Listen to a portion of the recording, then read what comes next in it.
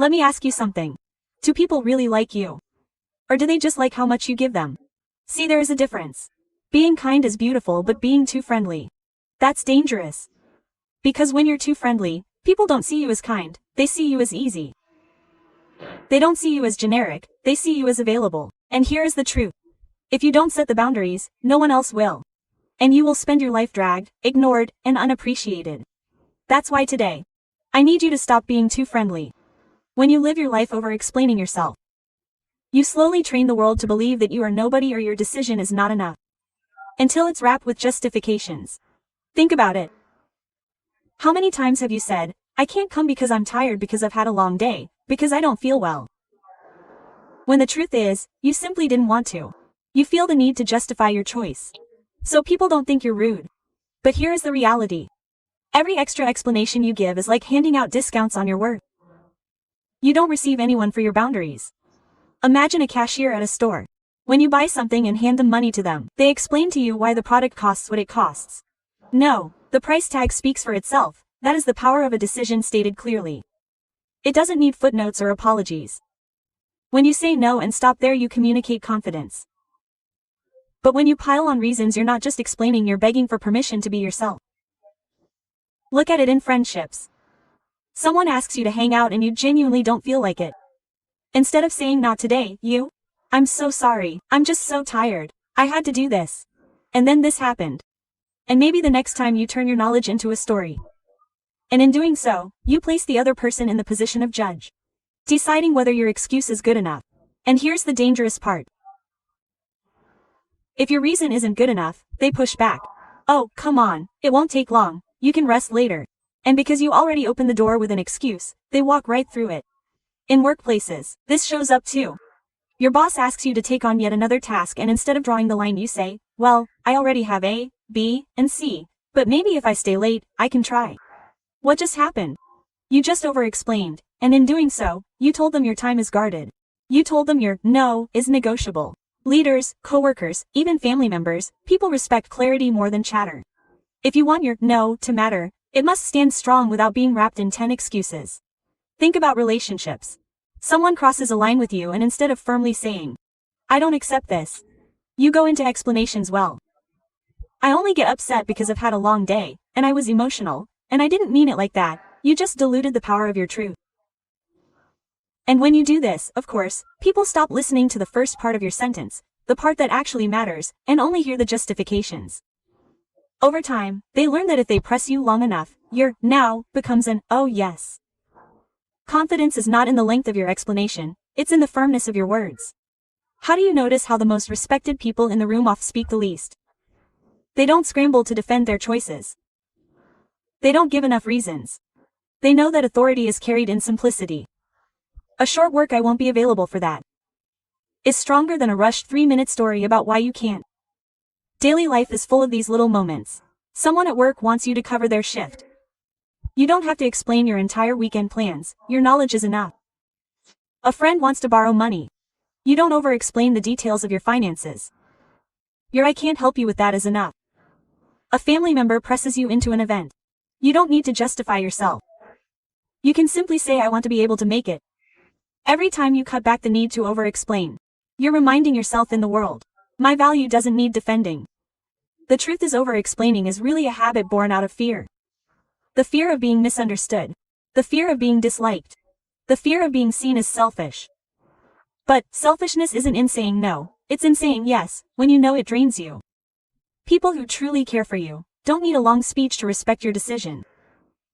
And those who don't respect it will never be convinced, no matter how many explanations you give. So, here's the mindset shift. You're not rude when you say no without a reason. You're strong. You're not cold when you stop over-explaining.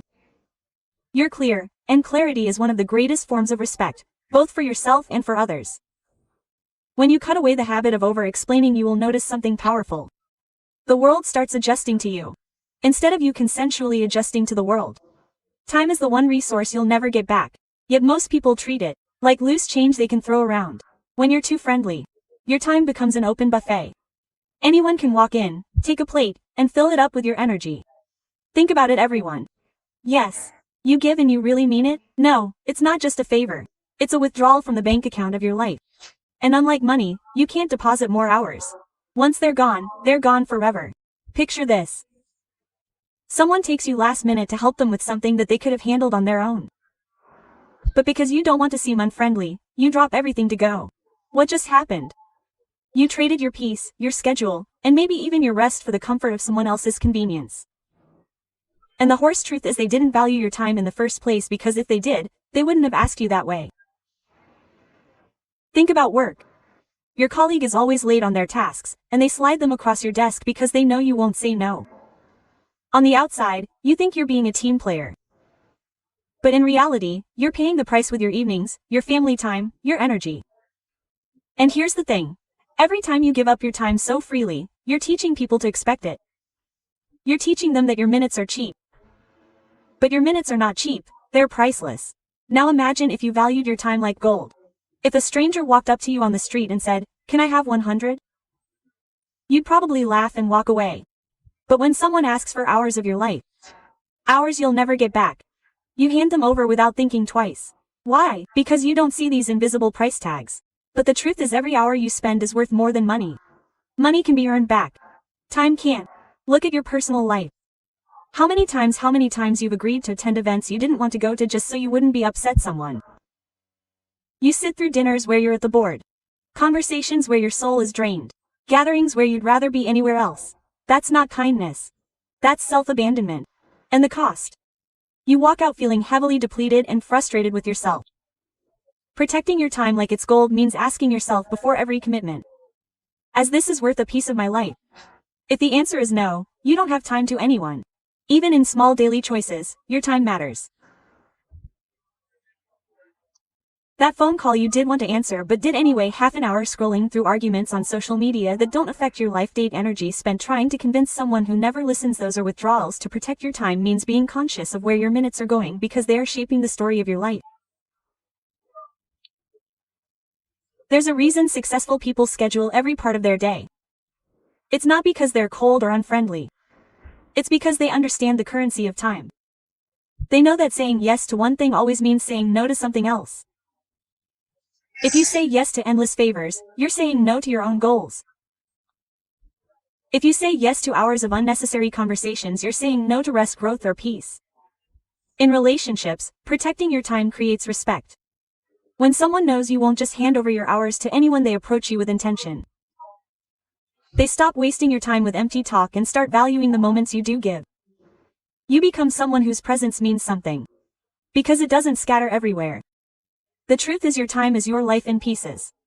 If you give it away carelessly, you will wake up one day, wondering where it all went. Every hour you protect is an act of self-respect. Every boundary you set around your time is a disturbance. I matter, my life matters, my minutes matter. And when you finally begin to guard your time like gold, you stop living on everyone else's schedule and start living on your own. How many times have you found yourself laughing at a comment that actually hurt? Someone throws a sarcastic jab and instead of addressing it, you force a smile and even as if to say, "It's fine." But it's not fine. Every time you laugh at disrespect, you give permission for it to continue. You teach the world that it is safe to cross your boundaries, that their careless words can land on your dignity without consequence. And slowly, without realizing it, you become complicit in your own disrespect. Picture this. You're sitting with friends and someone makes a joke about your weight, your looks, or your habits. The room erupts in laughter, and instead of holding your ground, you laugh hoping to keep the peace. But what peace is that it's not peace, it's suppression.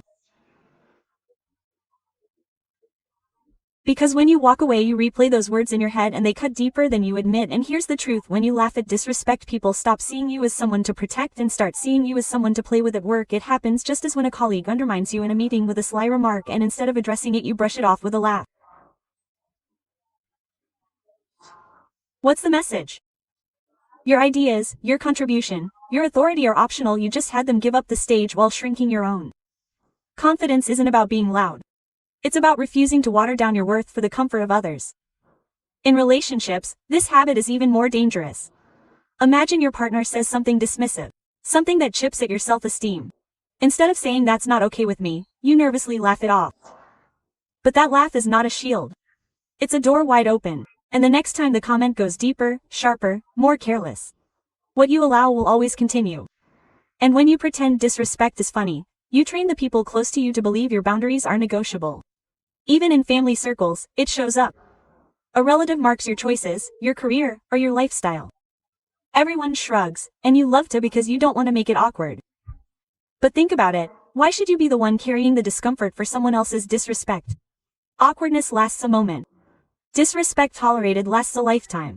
The truth is people test your boundaries not because they don't know them, but because they want to see if you know them. And your response teaches them everything. A common silence, a firm look, or a clear, steady statement like "that's not funny" is more powerful than a forceful laugh that bites your own feelings. Think of the strongest leaders. The most respected people you know. They're not the ones who giggle when someone takes a job at them. They're the ones who carry themselves with true clarity. That disrespect bounces off like it hits a wall. Their respect doesn't come from demanding it. It comes from refusing to play along when it's taken away. And there's something most people don't realize. Every time you laugh at disrespect, your soul feels the sting. Even if your mouth pretends otherwise. You carry that weight home. You replay it at night, and slowly you begin to doubt yourself. Maybe I'm overreacting. Maybe I do deserve it. No, you don't. Respect is not negotiable.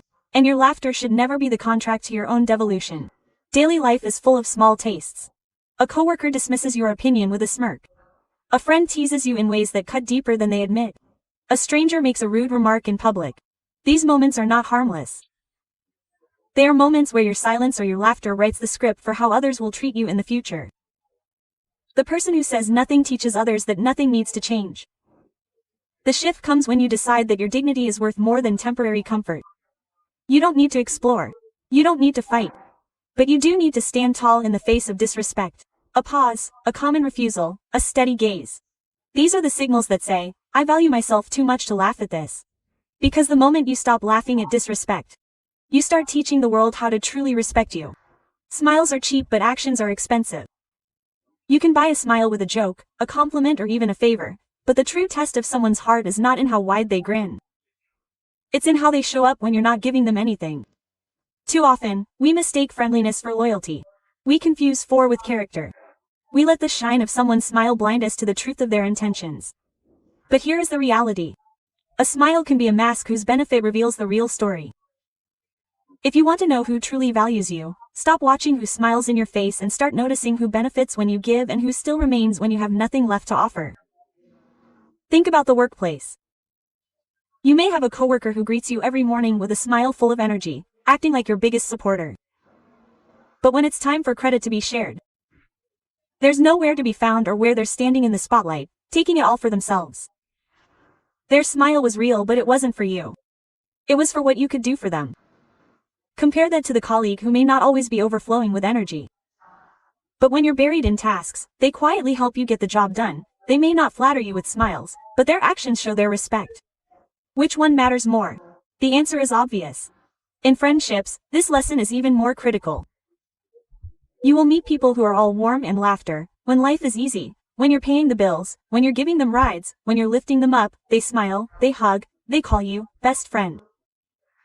But the day you need something, the day you're broke, tired, hurting, that smile vanishes.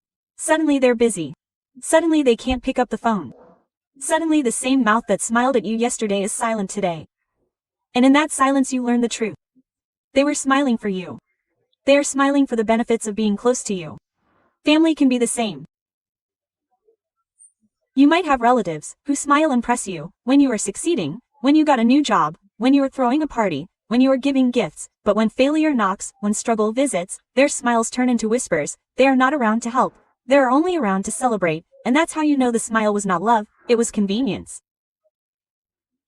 Even in romantic relationships, this reality stings the hardest. Someone can shower you with affection, with charm, with attention, as long as you are giving, as long as you are pouring yourself out. But the true test of their character is not when you are full, it's when you are empty. Do they stand with you when you have nothing left to give? Do they support you when your smile has faded and your energy is drained, and do they disappear, leaving you to wonder if their love was ever real?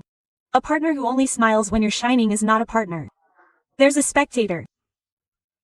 Real love is tested when the lights go off, when the stage is empty, when there are no benefits left to take in daily life. Watch the patterns. The friend who only calls when they need a favor. The coworker who is always cheerful when you're helping them, but avoids you when they can't use you. The neighbor who smiles in passing but ignores you when you're struggling with something heavy. Smiles are easy to give, but sacrifice is hard. And sacrifice is where loyalty lies. Here's the truth: people reveal themselves not in their smiles but in their consistency. Anyone can put on a happy face when times are good. But who is there when you are sick? Who is there when you fail? Who is there when you are not useful to them? That's the difference between someone who benefits from you and someone who truly respects you. Think of your own life.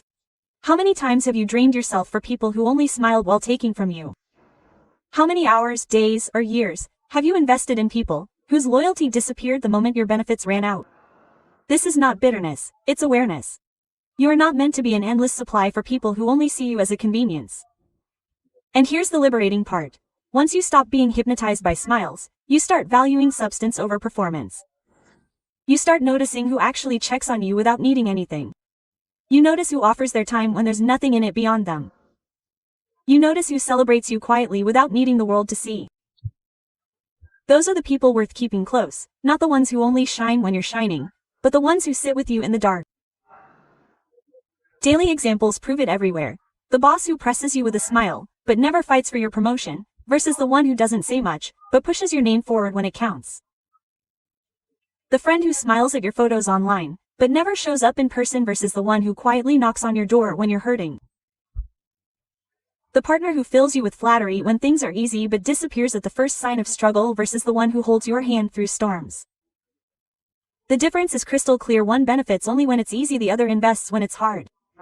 So stop being fooled by smiles. Smiles are surface-level benefits that reveal the truth. Don't measure someone's loyalty by how they look at you in the light. Measure it by how they stand with you in the dark. Because at the end of the day, it's not who smiled with you, it's who stayed with you when there was nothing left to gain. Kindness is powerful, but kindness without edges is dangerous. When your kindness has no boundaries, it stops being kindness, it turns into weakness in the eyes of others. People mistake your generosity for availability, and your patience for tolerance, and your softness for permission. The truth is, kindness should feel warm. But it should also be sharp enough to protect you. A sword that only has one side is incomplete, and so is kindness without edges. Think about it. When you're always available, always saying yes, always giving more than you have, people start to expect it. At first, they appreciate you. Then they assume you will do it. And finally they stop thanking you altogether because they believe it's just who you are, the person who gives and never stops. That's not kindness anymore. That's self-erasure. And if you don't put edges on your kindness, people will shape you into their tool instead of respecting you as a person.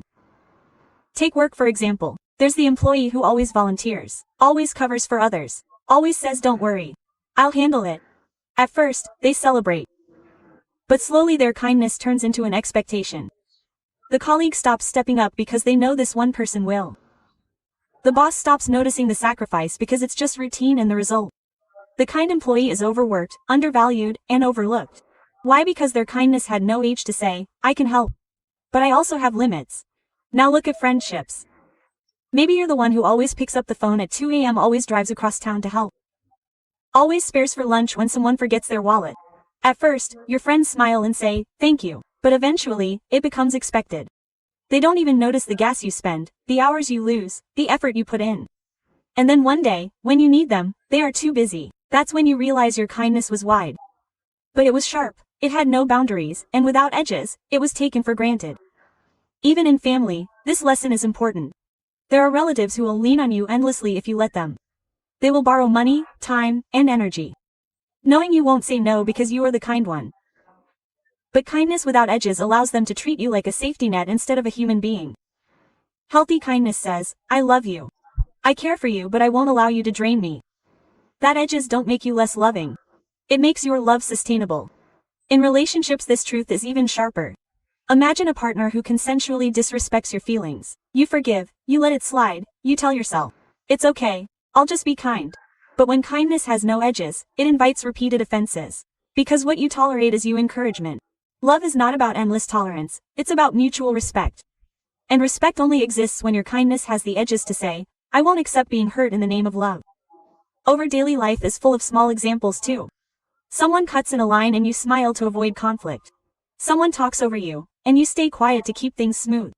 Someone mocks you and you laugh it off. But every time you let kindness become submission, you lose a piece of your power. And slowly, you train yourself to believe that being work over is part of being good. That is not goodness. That is a light dressed as virtue. Look at the people you admire. The ones you call strong, respected, or inspiring. They are kind, yes, but their kindness has edges. They are compassionate, but they know when to say no. They are generous, but they don't give away to their last drop of energy. They are soft with people who deserve it, but firm with those who don't. That is why they are respected. Because their kindness has weight and their edges protect its value. Think of yourself like a garden. If you plant flowers without fences, animals will trample them. Not because they hate your flowers, but because they don't see the boundaries. But when you put up edges, fences, the same garden is admired, respected, and preserved. Your life is no different. Your kindness is your garden, but your boundaries are the fence that protects it. Without one, you cannot have the other for long. The most motivational truth about kindness is that real kindness does not mean saying yes to everything. It means saying yes to the right things, no to the wrong things, and never allowing people to confuse your heart for a doormat. Edges don't make you cold, they make you clear. They don't make you harsh, they make you human. And the people who truly value you will never be scared of your edges. They will be grateful for them. Because your edges protect not only you but also the authenticity of your kindness. Your peace is not just an accessory in life, it is your oxygen. Without it you suffocated. Even while surrounded by applause, many people spend their entire existence chasing the approval of others, thinking that validation is the currency of worth. But here's the truth: approval is borrowed, peace is owned. Approval comes today and disappears tomorrow, but peace is a fortress within you that no one should have the keys to accept you. Imagine a student who works endlessly to impress their teacher. Not for the sake of learning but for the sake of recognition. When they get it, they feel on top of the world. But the next day, when the teacher presses someone else, their entire world crumbles. That is the danger of living for approval. You become a puppet, your strings controlled by others. But when you choose peace, you become unshakable. Because you no longer dance for anyone else's applauded. Think about a young woman who is constantly worried about what society thinks of her choices. Her clothes, her career, her relationships. She spends sleepless nights, crafting an image, not a life. And when people still whisper, still criticize, she feels broken. But what if she stopped one day and said, "Their words are not my pleasure"? That moment she chooses peace over approval, she becomes untouchable. Because peace means you can breathe even when the crowd disapproves. Peace means you're whole even when the world does not clap. And the irony is, when you no longer seek their approval, that is when they begin to respect you. In workplace, you will see people drain themselves staying late, taking on responsibilities not because they love their craft but because they want to look good in front of their boss. They sacrifice weekends, time with family, their health. All for a promotion and recognition. And yes, sometimes they get it. But when the company moves on, the boss changes, and suddenly all those sacrifices feel like ashes. But imagine the person who works with integrity, gives their best, but never lets their peace be stolen. They leave the office on time. They protect their boundaries.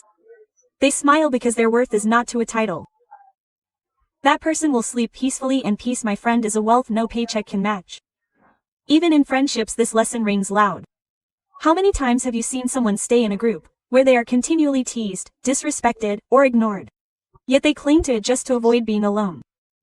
They laugh along with jokes, cut them off, thinking approval from the group is better than silence. But the day they choose peace, the day they stand up and say, "I deserve better than this," they stop being a shadow in someone else's story and become the author of their own. Approval often demands you to shrink, but peace asks you to expand. And family, too, can sometimes be the heaviest chain of approval. You may have dreams that your parents and relatives don't understand.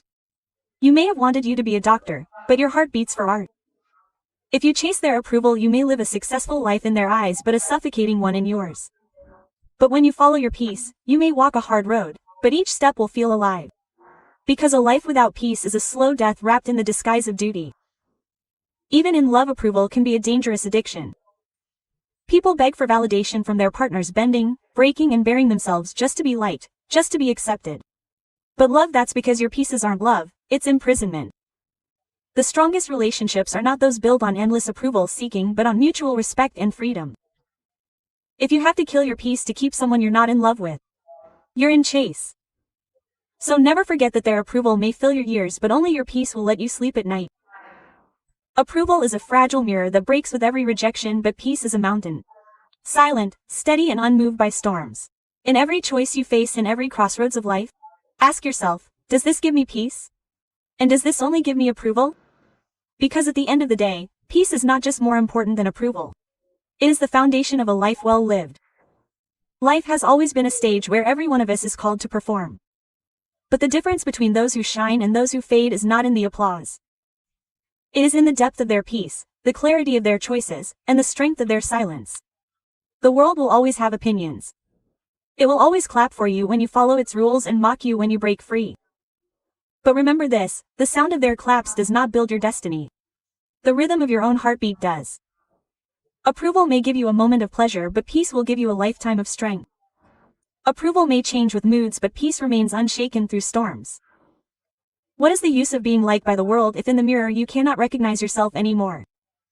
Greatness has never been about fitting in. It has always been about standing out. History remembers those who chose peace over popularity, truth over comfort, and conviction over compromise. When you walk your path, there will be whispers. When you rise above, there will be doubts, but when your soul is anchored in peace, those whispers become background noise and those doubts become powerless. People will try to measure your worth with their limited vision, but do not let their small eyes define your vast sky.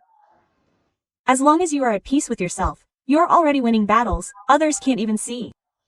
Think of the legends, the visionaries, the game changers. Did they earn approval first? Or did they disturb the world with their truth until one day the same world bowed before them? Peace makes you untouchable.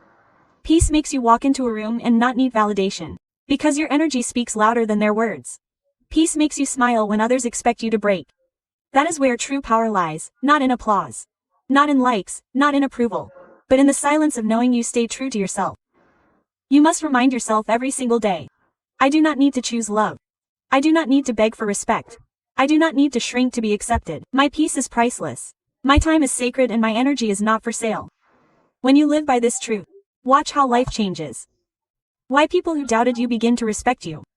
Watch how dares you never knock on the door begin to open up. Because the universe bows to those who refuse to be enslaved by approval.